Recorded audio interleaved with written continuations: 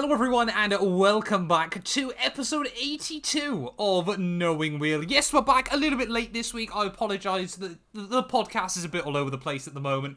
Last week, of course, if you missed out our USGP preview, I would recommend going back and checking out. We went through a few interesting points in the world of Formula 1. But yeah, quickly though, like I said, I apologise. We're going to try and see how we get on over the next couple of weeks, but I don't quite know yet when the Mexico GP show is going to be going live. But as always, I'm joined by Jamie183. How are we doing, mate?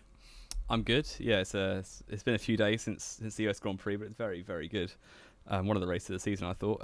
But yeah, we're here eventually, and we'll get the podcast to you. Don't quite know when, but there we go. Yeah, exactly. And I mean, we could, to be fair, have done this and got it up on the normal upload day of a Tuesday, but Jamie didn't like the idea of getting up at 7 in the morning like a civilised human. No, I could have done. But but you didn't want to.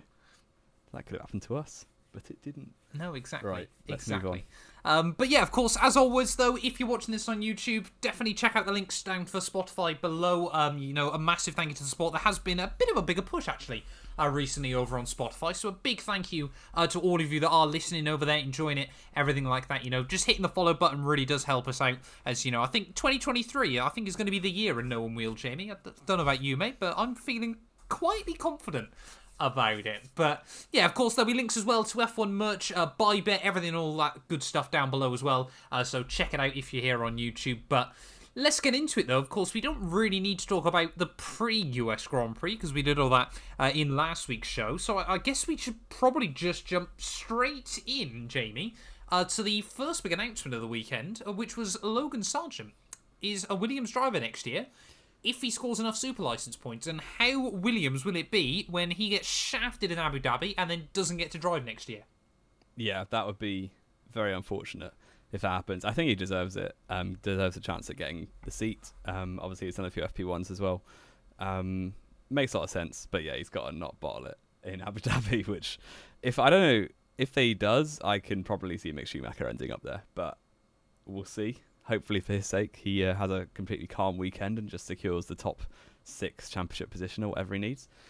Yeah, it's good for him. I think we've sung Logan Sergeant's praises quite a bit over this year. You certainly have a bit more. Yeah. Well, I backed him and they DNF'd immediately in Hungary, so always going to happen. Always going to happen. Apologies to any young driver who I support. Because he basically screwed. You're in the bin, basically. I mean, we really did give Dennis Hauger the kiss of death this year, didn't we? By saying we reckon he was going to dominate Formula 2, and then he basically has done nothing. I mean, we've kind of spoke about it before as well, though, in the past, haven't we? We'd love to try and do a bit more content around Formula 2 next year, especially now we've both hopefully got a bit more time to watch it. But we'll wait and see as to how things go.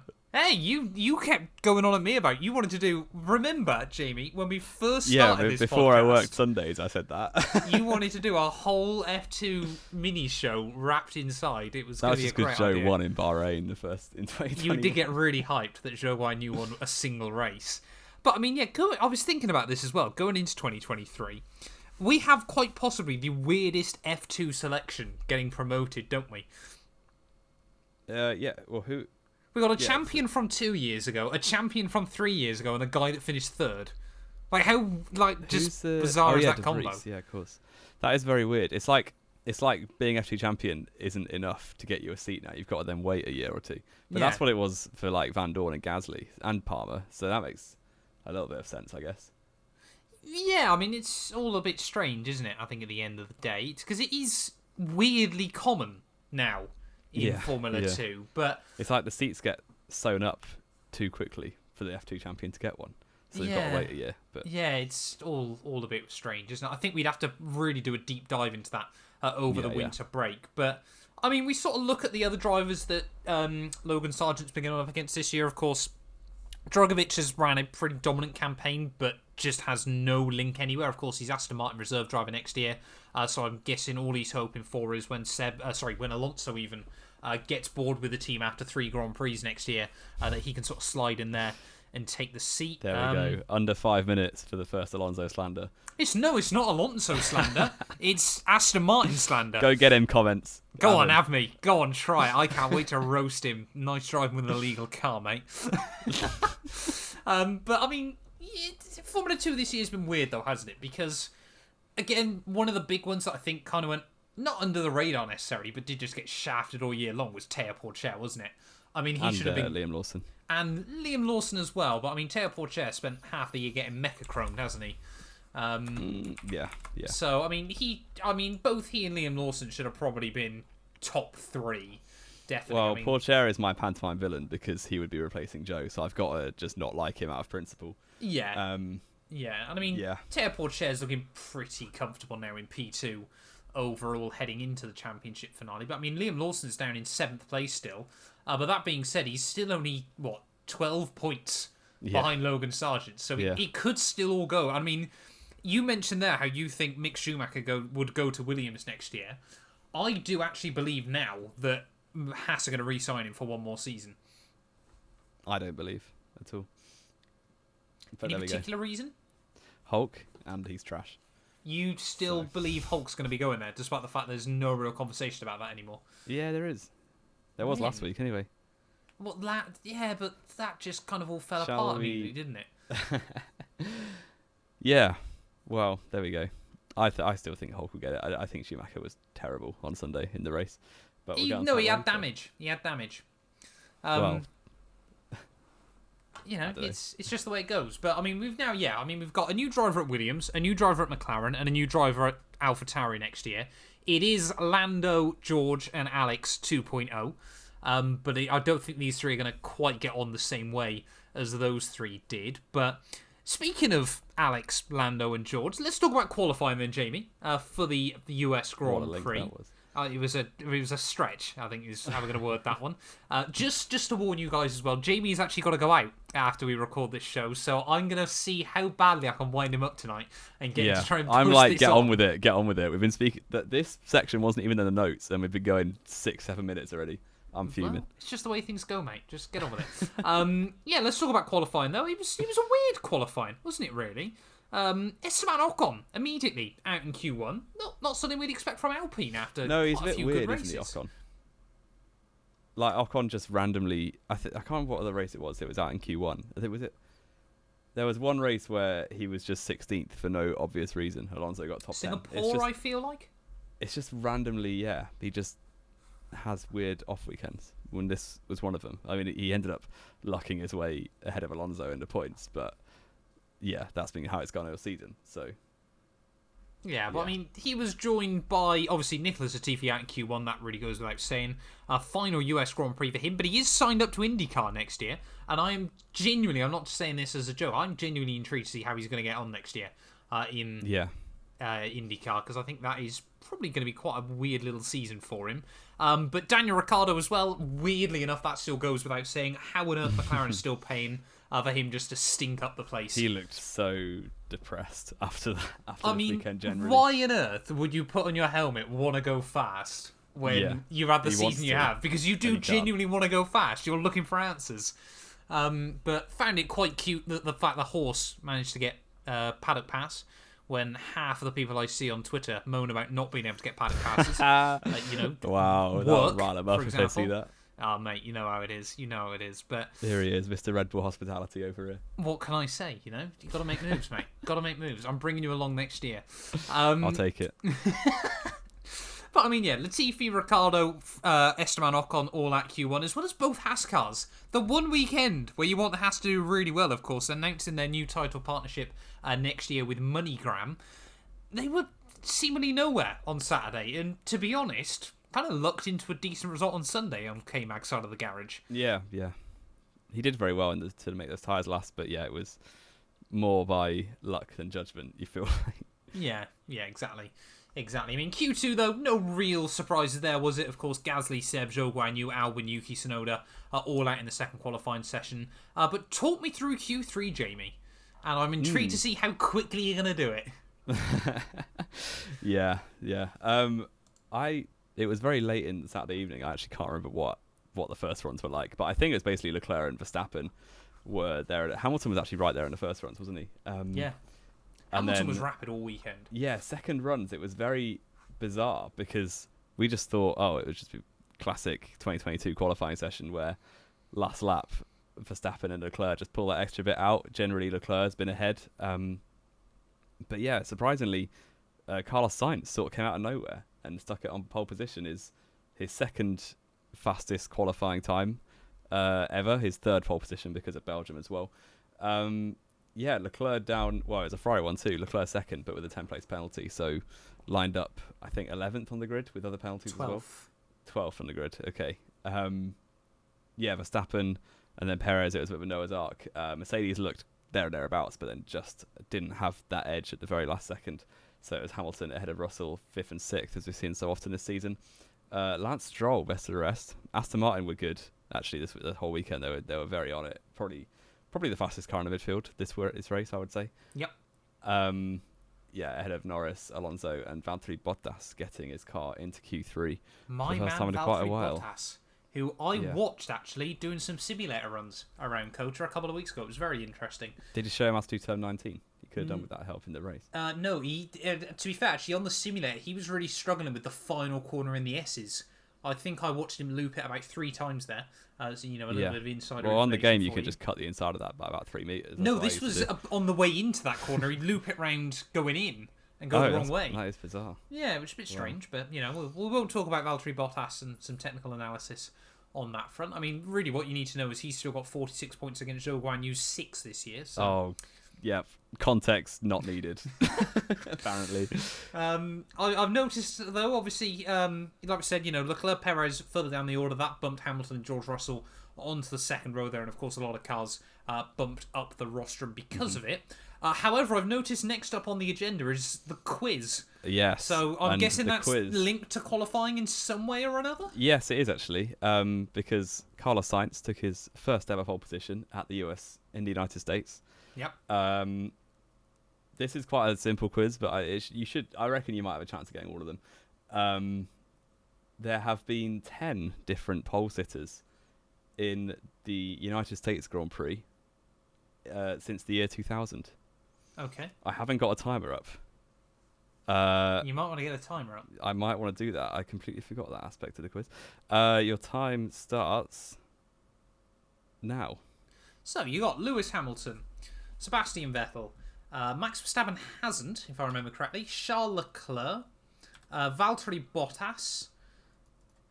I'm pretty certain Nico Rosberg got pole 1 year. Michael Schumacher, Kimi Raikkonen, possibly. Juan Pablo Montoya. Fernando Alonso. No, he didn't. No? How many am I missing? You've got 4 left, including, well, one of them is obvious, but I didn't give it. Michael Schumacher, Rubens Barrichello, Lewis Hamilton. Yeah, Barrichello. You've got 30 seconds. And I got 3 more. There were 3 more. Verstappen? 2 of them, yes, Verstappen did. I don't know why you said he didn't. Did he? When did he get a pole? Last year, 2021. No, he didn't. Yeah, he did. Hamilton started pole.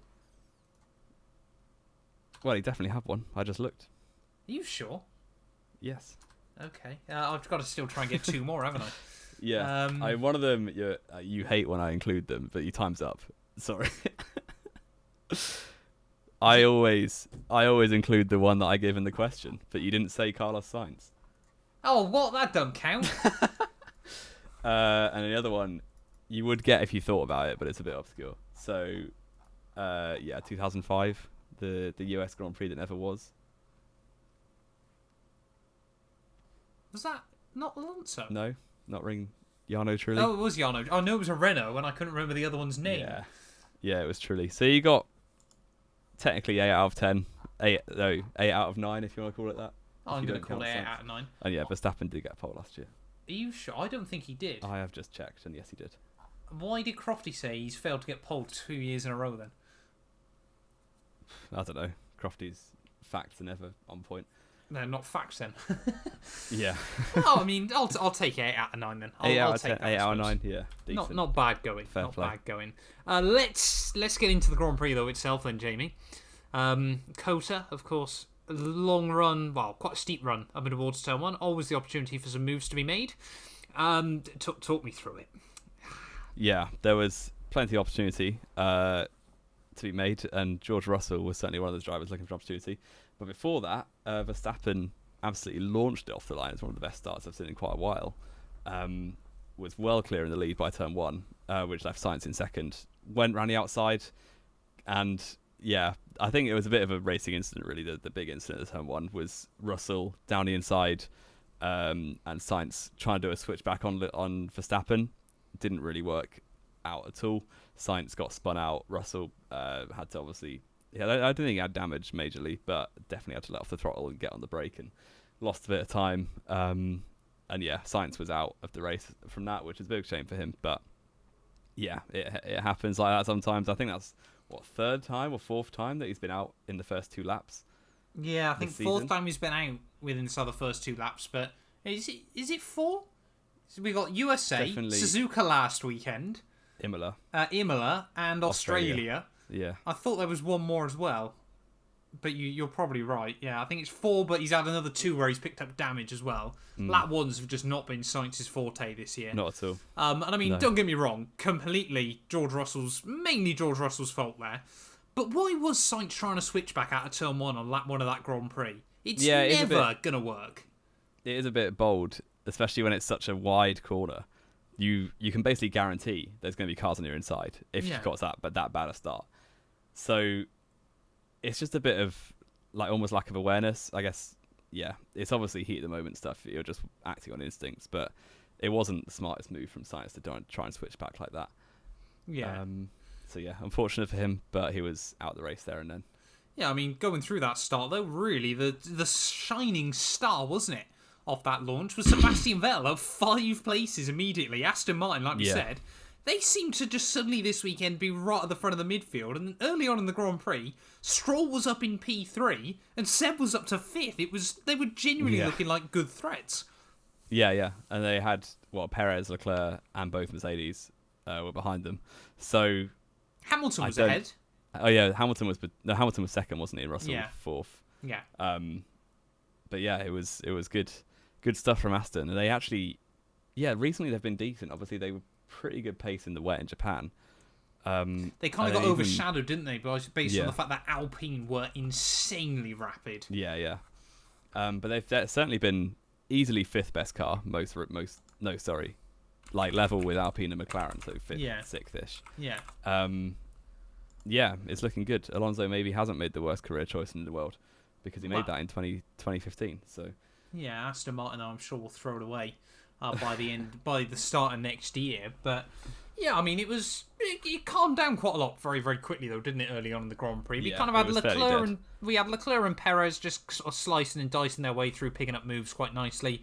So, I mean, Verstappen was just sort of pulling away at the front of the field. Hamilton was hanging around P2 there ahead of George Russell. And, Leclerc, Perez. Sainz was out, obviously, lap 1 with a water leak. That was his afternoon completely ruined until, lap 18. Just over 1/4 distance into the Grand Prix. Bottas, a really, really weird little mistake in towards the penultimate corner. Yeah, it was one that you wouldn't expect from a driver of that experience. I think he just literally got caught out by a gust of wind. It's obviously a very high speed, the car's under a lot of pressure at that point, but still, he shouldn't really be making that error of a man of well over 200 Grand Prix. So, yeah, not the best from him. Out on the spot because he found a gravel trap out there, and that caused a safety car, which really did spice up the race, to say the least. But that allowed Leclerc a free pit stop. He was running second. Rigged. He hadn't stopped. Rigged. Yeah. Alfa Romeo, we've got a Ferrari power unit. It must be rigged. Well, they say that all the time about AlphaTauri and Red Bull. Exactly. So, exactly. There we go. F1 is rigged. You heard it here first. F1 is certainly rigged. Leclerc came out 4th, I believe, behind both Mercedes. With basically gained him all the time that he lost in qualifying, or by having that penalty. So nice for him. And the restart was pretty hectic, to say the least, especially in the midfield, because that was the crash, the Alonso Stroll crash for, I think it was P8 at the time. Absolutely horrific. I have no clue. I'm still confused to this day, 4 days later, how Alonso carried on. I do not know. But he hit the barrier square. But he was flying. Yeah, but It the was way mad. that, I mean, let's talk about the incident itself. Of course, they go out onto the back straight. Alonso's tucked up in the slipstream. He pulls to the left-hand side of Stroll at exactly the same time Stroll tries to go defensive. And I mean, let's not beat around the bush here. If that car had been pitched up 10 degrees more, it would have gone over on itself. Yeah, Mark Webber Valencia style. Exactly.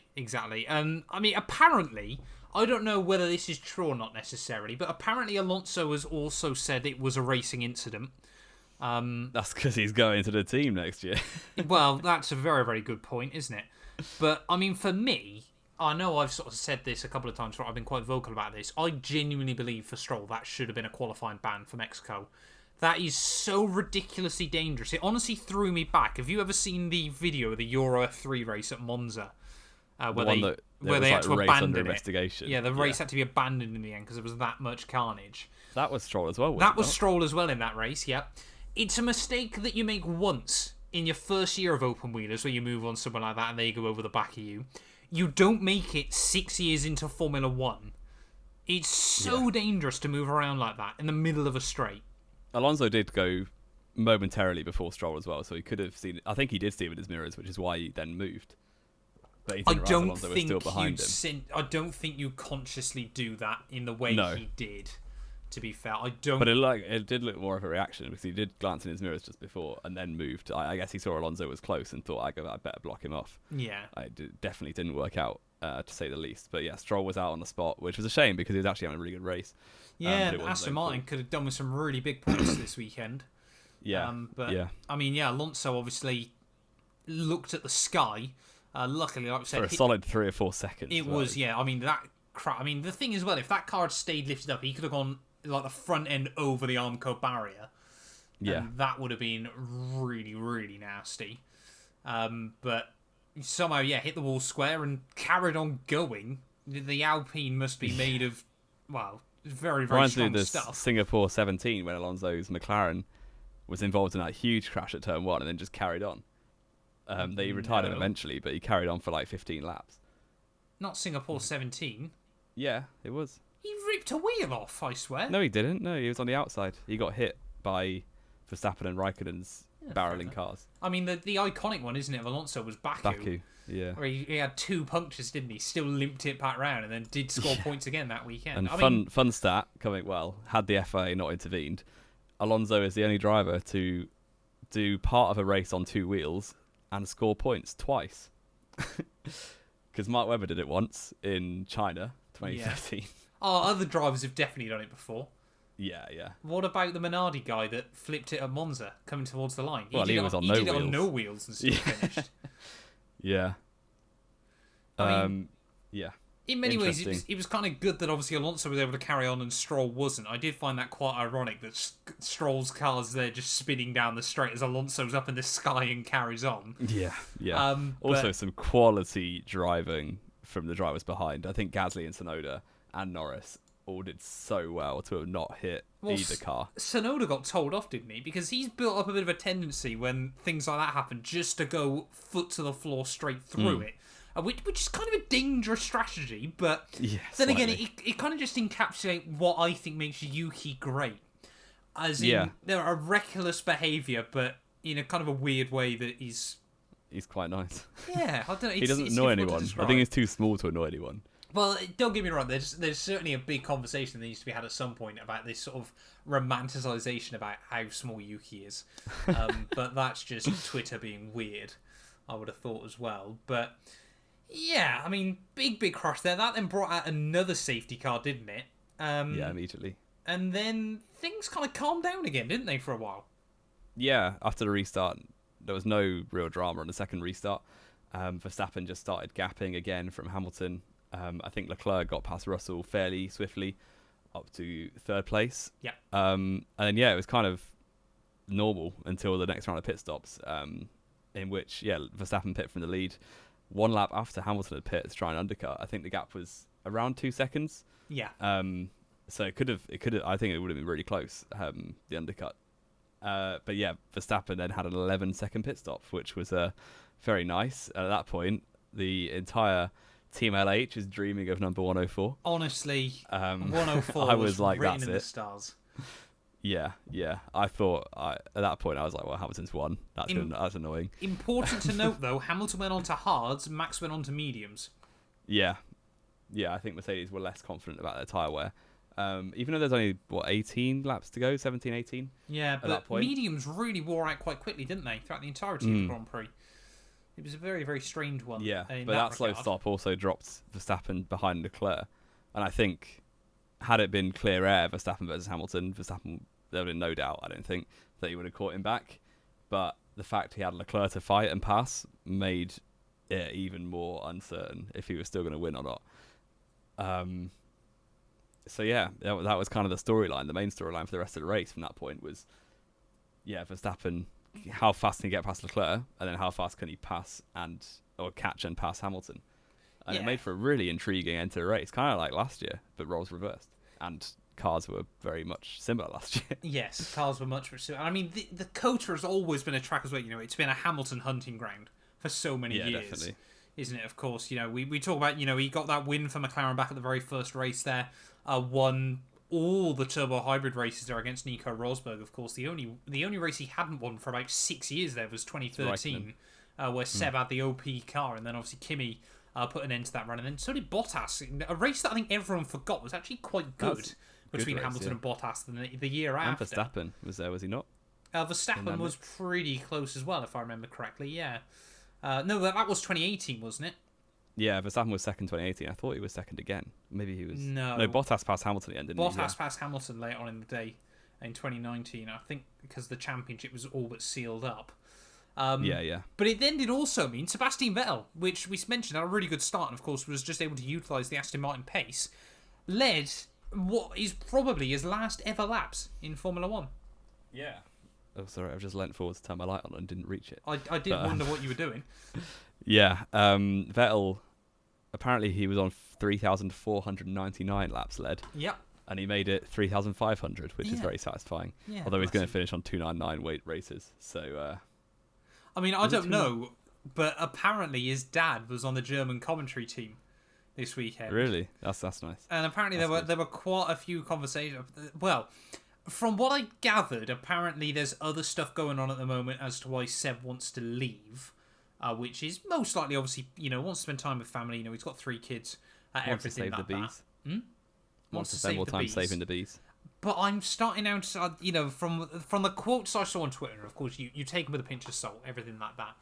But the quotes his dad was coming out with, it does make you wonder whether Seb's gone, maybe I don't want to go. Maybe I have called it just a little bit. Well, yes, ever since he announced his retirement, he seems to just be enjoying it more and generally driving quite well. Well, this is the thing, isn't it? I was going to talk about this.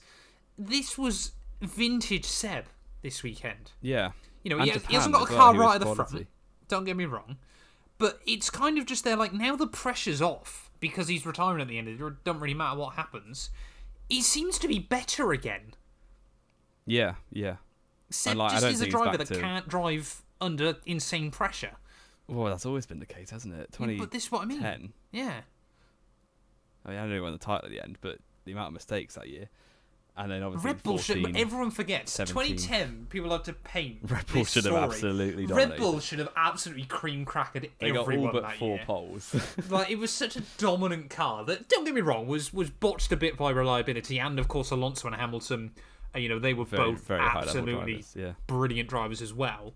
But Red Bull, I mean, I think, what was it? Seb won on like 250 odd points that season. 56, I think it was. 256, yeah. 256 to 252, and you think nowadays, that Red Bull should have probably been looking at 300 plus points.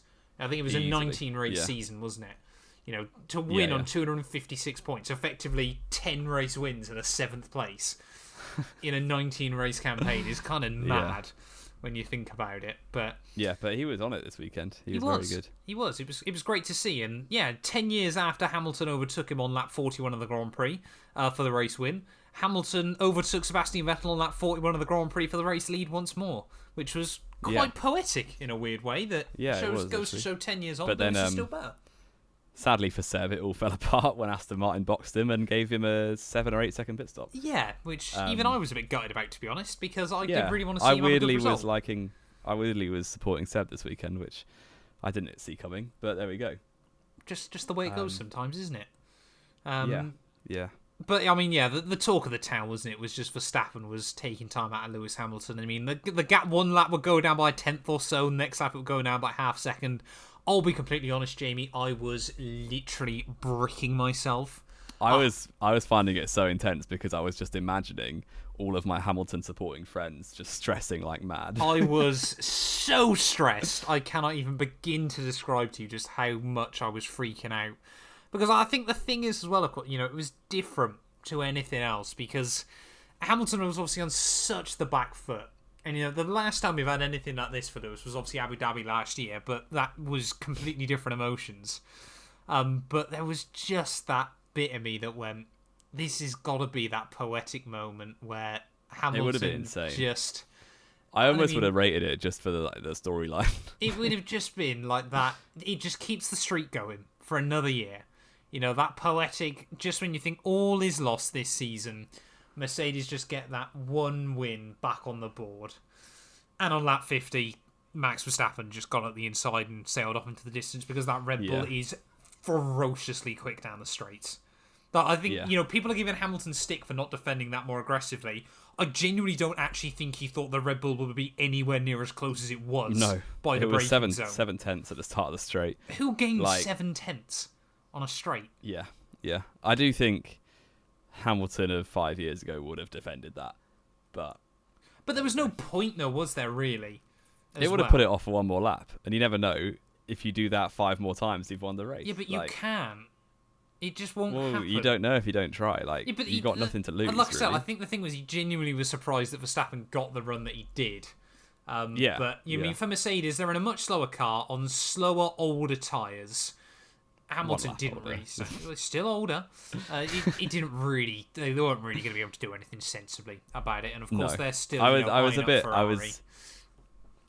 bit disappointed he didn't cover the inside. So was I. But it wouldn't have made. I don't think it would have made a difference. It would have just shown the spirit a bit more, I think. Yeah, exactly. But I mean, we did get one more final battle, didn't we? Sebastian Vettel again. Another shout out to him. Banging last lap overtake on Kevin Magnussen for P8.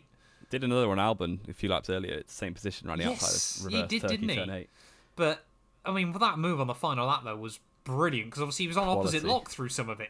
Especially as it's on Kevin Magnussen, who is not going to be that respectful to you. No, exactly. I mean, not that respectful is a bit unfair. I think just tells people how it is. Well, suck the balls, mate. Very hard line defending.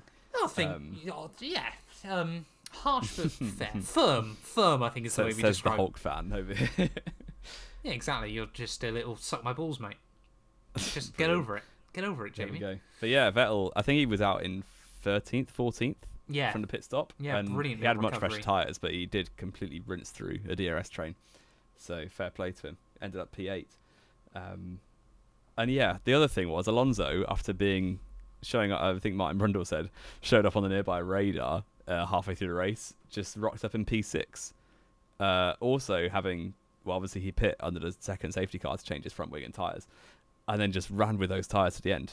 And yeah, was briefly P6. Norris got him at the end for P7 to put him back down to P7. But yeah, the fact he was going in P6 with the car in that state, which we'll get onto in a few minutes, was insane. I really liked it. Was kind of poetic. All the 4 champions on the grid were all absolutely on it this race. Yeah, exactly. I mean, it was very much just a weekend of the old guard showing the young guys how it's done. I mean, he's dominant car. You still drove very well. He did. Don't get me wrong. He did still drive very well, but very, very dominant car still. You can't do anything against that Red Bull at the moment. But why wasn't Perez second then? Because Perez doesn't get the same car as Verstappen. But yeah, I mean, Verstappen race victory though ahead of Hamilton, Leclerc. Leclerc, very quiet but very good recovery to P3 in the end. Means he's now 1 point back ahead of Sergio Perez, if I remember correctly. Perez 4th ahead of George Russell there. He didn't really deserve more than P5, did he, George? I don't know what's going on with the last few weekends. He had such a good first half of the season. And don't get me wrong, I also think it's very unfair that he's just been involved in a couple of incidents recently and now everyone hates him. But I think he just needs to, the last 3 races of the year, just tone it back a bit and just finish the year in many ways, just try and finish the year quite quietly, to be honest, so people kind of forget about it all. Kind of like go and reset, yeah. Exactly. Lando Norris, though, P6, brilliant drive by him. And yeah, Fernando Alonso P7 until Haas decided to report him, because apparently the meatball flag doesn't exist, and then when someone reports you, then it does exist again, but after a Grand Prix. It was just ridiculous, wasn't it? It was stupid. I felt so annoyed and sad for Alonso. Even I did. That's saying something. Because, like, he has driven out of his skin that race. He is, like... Not only has he driven out of his skin, he's flown out of his skin as well. Yeah. And, like, if the FIA deem his car unsafe, then give him a black and orange flag. It's not that difficult, surely. And they just didn't. Because, like... Yeah, if they did give him a black and orange, they probably would have had to retire because there's no way they're going to fix all that damage in a pit stop. But yeah, it's like at least give him the disappointment there and then when he's just had the crash. The fact they let him go on in the race, finish P7, and then gave him a 30-second penalty is just a bit ridiculous, really. But the car was deemed legal in Parc Ferme. Yeah, that's what I don't get. I mean, we haven't had confirmation yet. Confirmation might have come out by the time the podcast goes live. They did appeal, yeah. But the appeal, I think, is Thursday morning. So it's probably actually going to be going out around the same time as this podcast. But I hope they win it. Genuinely think they will not overturn it. Not only for my fantasy team. Yeah, I think they will overturn it, to be honest. And that's not just for the poetry or anything like that. I just genuinely think they'll go, well, this is a bit ridiculous. You should have done this at that time. Yeah, definitely. Yeah. But, I mean, yeah, another one as well that I wanted to just quickly shout. Alex Albon spent a lot of the afternoon nestled just inside the top 10 and was unlucky that, a couple of quick cars came past him towards the end. That Williams is just a rocket ship. He gets into positions and then just stays there because it's rapid on the straight. This is what I was genuinely wondering, though. How many more points do you reckon if they'd kept George Russell they'd have this year? Yeah, because Albon is definitely not as good as Russell. No. Like, Latifi scored points. De Vries scored points in his one time. How many points are they on as a team? 8. 2, 2, and 4. Well, if Albon's on 4, I'd back Russell to be on at least like 10-ish. It does. I mean, I don't think it would have bumped them above AlphaTauri or anything like that, but it does make you wonder how many times Russell could have snuck in sort of P7, P8s here and there. Because, like we said, he is definitely a better driver than any of those three. But yeah, I mean, it was just a little side note there. Of course, Yuki Tsunoda technically at the moment is classified P9. He'll score points either way, and then it's just a case of whether Alonso scores points or Ocon at the end of the day there. Does mean, actually, looking at the Constructors' Championship, we've suddenly got a lot more battles going on again. Yeah. Really, everyone now, except for the big three and Williams, are locked into a battle between now and the end of the year. 6 Mercedes points. And Ferrari aren't that far apart either. 53 is pretty big to recover in 3 Grand Prix. Yeah, to be fair. But 6 points between Alpine and McLaren, 1 point between Aston Martin and Alfa Romeo, and 2 points between Haas and AlphaTauri. Aston Martin have been on a tear. Give me who's winning out of them 3. So, I'm going to say Alpine. I am actually going to say Alfa Romeo. And really? I'm going to go Haas. That's the most nailed on that Aston are beating Alfa Romeo. I wouldn't say... I think Aston Martin, don't get me wrong, had a really strong weekend here. I think they'll struggle next weekend because it's Mexico and the Mercedes power units always struggle there. And of course, Alfa Romeo have been starting to bring a few more upgrades in recently again. Sort of brought a couple of upgrades into Kota. Bottas should have scored points, of course, made that mistake. So they should be a couple extra clear. But I think Alfa Romeo are just about going to hang on. Alfa Romeo have scored 1 point since Canada. Yeah. And Aston Martin have got, in the last 3 races, about 40. 6th, 8th, 6th, and 7th. I've said what I've got to say, Jamie. Why? What do you think out of the 3? I'll go Alpine as well because Ricciardo's just making McLaren fight with one hand tied behind their back. Well, he's trying to make McLaren fight whilst they're hitting themselves with one hand. Yeah. I mean, imagine. Aston Martin all day are going to finish 6th. Imagine you're getting paid 21 million just to stink up Woking. Like, it's mad, isn't it? Yeah. Aston Martin are going to beat Alfa Romeo, sadly. This one's hard. I would go for AlphaTauri. They need 3 points, and for 3 points over Haas, I'd back them for that. I think. Fair enough. Shall we jump in then, Jamie, to driver of the day? Sorry, I'm just an absolute. Yeah, He's actually reached my light. 1 minute. Driver of We're the back. day. Driver of the day. I mean, I've said it already. The Ford champs did unbelievably. Yeah. If I was to pick one, I would go for Alonso. Yeah, I think if he gets the penalty revoked, I will also probably say Alonso. Otherwise, I don't think it would change my mind. I don't think this should have been a penalty. No, I don't think it should have been, but I'm going to say Sebastian Vettel. Fair. I think this Throwing weekend. it back 10 years. Exactly. It really has been the throwback weekend, hasn't it? Against my will, let's go into F1 fantasy. Oh dearie me, what a disaster that has been. I generally have one of the weekends of the season until Alonso got penalised, which is very, very sad. Right. So it's not a case of if you outscore me, it's a case of by how much. How many points did you score? What I did, and I feel like an absolute genius, because Oh, as we know, the only top 6 driver you can turbo is Carlos Sainz right now, because of the values. I decided to instead go for Lando Norris and not have Sainz at all, which looks pretty poor after qualifying, but then luckily for me, Sainz DNF'd. So yeah, I ended up with 159. How about you? What are you saying? Well, I have a guess. Well, pre-podcast, you would disclose to me it's not triple figures, which It's is not. pretty shocking. I'll go for 75. 82.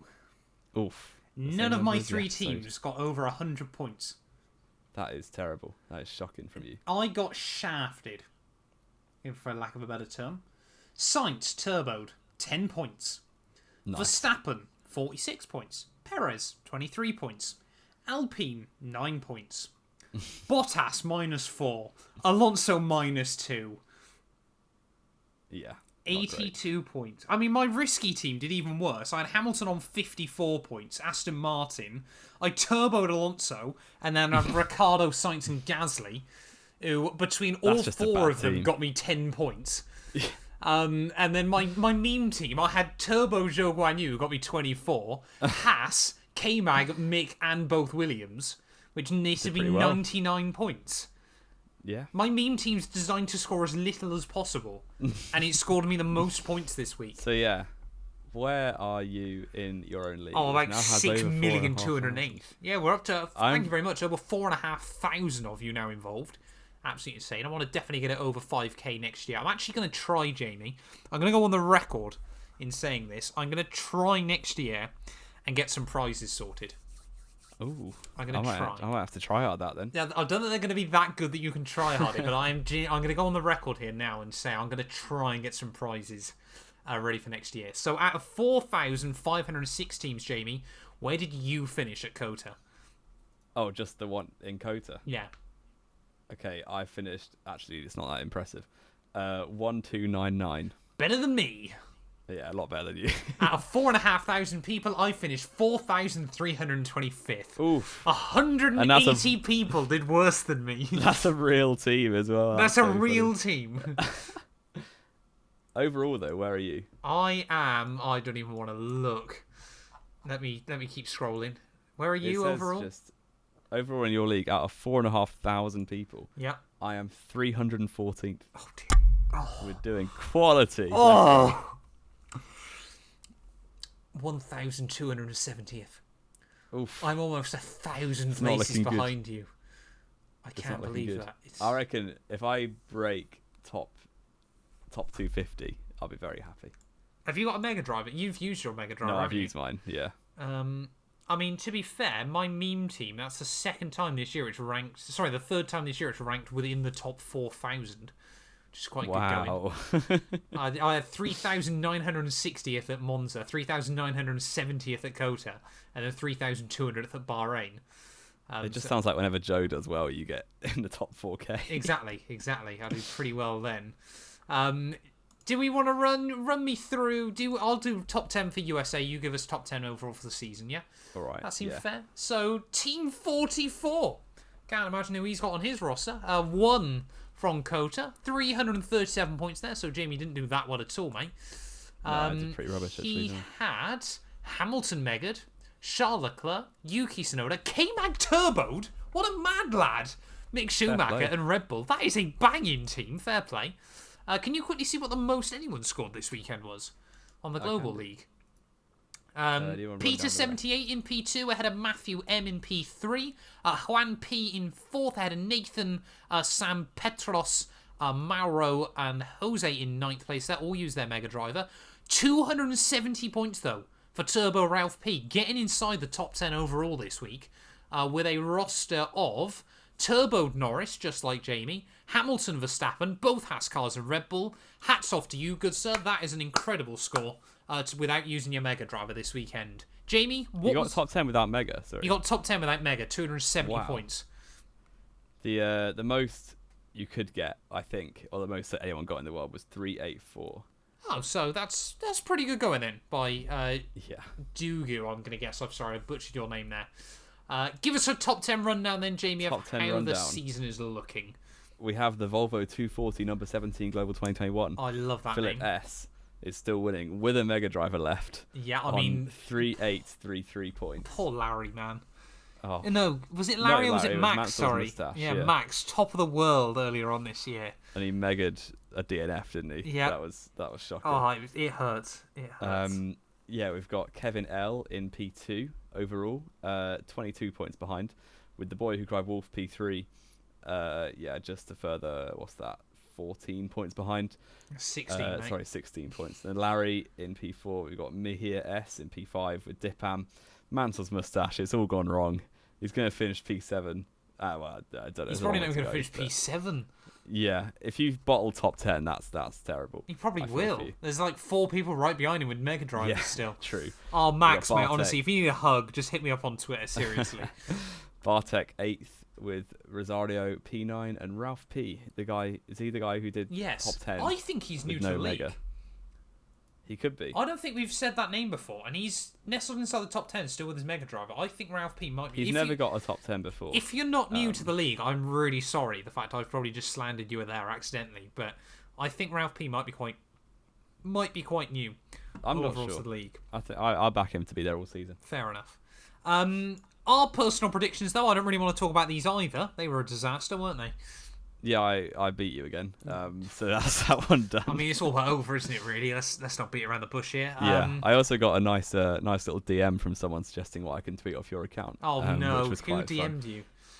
I don't remember the name, but it wasn't someone we both. No, it wasn't someone we know. It was a new person. Okay. Look at you getting DMs. Yeah, I'm getting little ideas. We'll formulating something. No, it's going to be about Alonso, isn't it?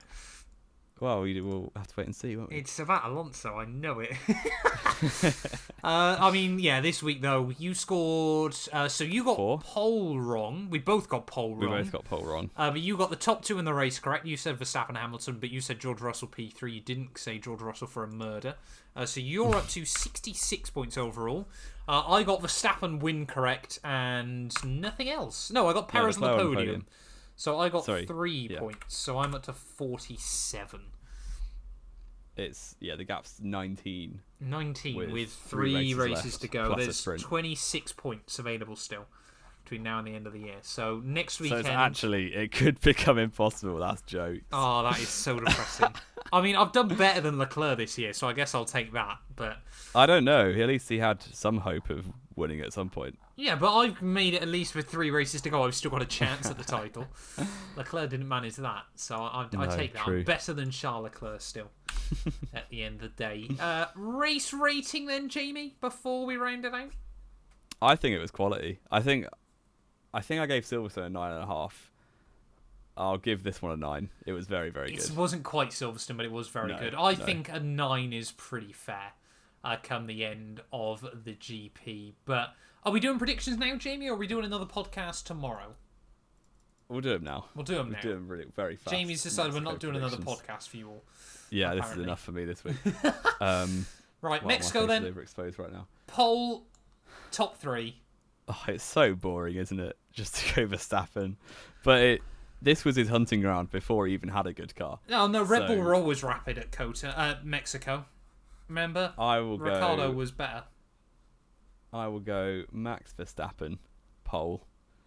Max Verstappen, win with Sergio Perez in second place at his home Grand Prix. Okay. And... The problem is now I've got to go different. Otherwise I'm out of it. I Enjoy that. am going to go Full send. Leclerc pole. Yep, there we go. I'm going to say Leclerc win. Interesting. Perez P2, Hamilton P3. Verstappen, what's happened to him? DNF. Fair. Okay. We'll see if that happens. It won't. You know Red Bull have won every race since Silverstone? Yes, I by the did. way. And this man has just predicted a Ferrari win Yes. in Red Bull's hunting ground. Yes. Absolutely. Right. I stand firm by my conviction, Jamie. If you think I'm wrong, just wait until I end up putting a tweet off your account after I recover an unholy amount of points in the final few races. Yeah, we'll have to wait and see. But let us know your predictions in the comments. Yes, yeah, let us know your top three down below as well. Thank you all, as always, so much for listening. Jamie is, I'm sure, absolutely fuming at the other end of the show. The fact this has gone on for 50 minutes. I think we'd better quickly as well, just before we round this out though, Jamie, talk about our favourite Grand Prix of the last 15 years. And I think you ought to explain to me why Hulkenberg's 2010 pole, Brazil, was probably the luckiest race qualifying position there's ever been. But you know that wasn't lucky. He actually, you always say, oh, he was on dry and everyone else was on set inters. him off. That's incredible. You know, Matt always, I'm bringing up fake stats here, like Crofty earlier. Matt always says, "Oh, it was lucky because Hulk was on dries and everyone else was on inters." No, That's he wasn't not true. on inters. Everyone was on. Hulk just went out Everyone the was right on time. dries. Yeah, I know. Everyone was on I dries. know. I'm just and amazed Hulk was that just actually rapid. worked. Okay. Right, end the podcast. Thank you all so much for listening, and we'll return hopefully at some point next week with more Knowing Wheel.